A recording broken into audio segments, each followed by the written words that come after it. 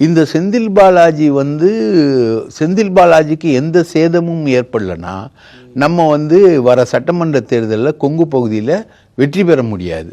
அப்போ செந்தில் பாலாஜியை கட்டுப்படுத்தணும். அப்படின்னா என்ன பண்ணணும்னு சொல்லிட்டு தான் இப்போது டாஸ்மாக்குள்ளே ரெய்டு அப்படின்னு சொல்லி உள்ளே போகிறாங்க. டாஸ்மாகில் 25,000 கோடி பெர் ஆனம் வருமானம் வரக்கூடிய இடங்களில் ஒரு நாளைக்கு 145 கோடி வரக்கூடிய இடத்துல வெறும் 1000 கோடி ரூபாய்க்கு முறைகேடு, அதுவும் பாட்டிலுக்கு 10 ரூபாய் கொடுக்கறதுல இருக்கக்கூடிய முறைகேடு அப்படின்னு அதை கவுண்டர் பண்ணுறாங்க. சிலிண்டருக்கு 50 ரூபா வாங்குறாரு, அதுனா மோடியா வாங்குறாரு, சிலிண்டர் போடுறவன் தானே வாங்குறான் அப்படின்னு அதுக்கான ஒரு கவுண்டர்லாம் இல்லை இது வந்து பெரிய அளவுக்கு போகுது அப்படின்ற மாதிரிலாம் கண்டுபிடிச்சி பண்ணும்போது ஸ்டேட் கவர்மெண்ட் அதை சேலஞ்ச் பண்ணுறாங்க. ஸ்டேட் கவர்மெண்ட் சேலஞ்ச் பண்ணி அதை வந்து டெக்னிக்கலாக கொண்டு போகிறாங்க, அதை ஃபைட் பண்ணுறாங்க. அமலாக்கத்துறையை ரெய்டு நடத்தும் போது பெண் ஊழியர்கள் பாதிக்கப்பட்டார்கள் அப்படின்ற மாதிரிலாம் கொண்டு போகிறாங்க.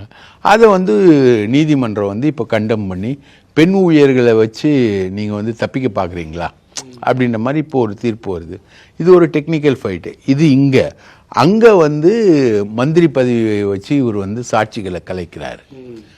எனவே ஒரு மந்திரி பதவியை ராஜினாமா பண்ணோம் அப்படின்னு உடனே ஏற்கனவே வந்து உச்சநீதிமன்றம் வந்து திமுகவுக்கு சாதகமாக இருக்கின்ற ஒரு பிக்சர் இருக்கிறதுனால அங்கே நீதிபதிகள் வந்து கோவப்பட்டு கேட்குறாங்க, நீ மந்திரி பதவியில் இருக்கிறியா இல்லை ஜாமீனை ரத்து பண்ணுவான்னு கேட்டிருக்காங்க. திங்கட்கிழமை அதுக்கான விஷயம் என்பது இருக்குது.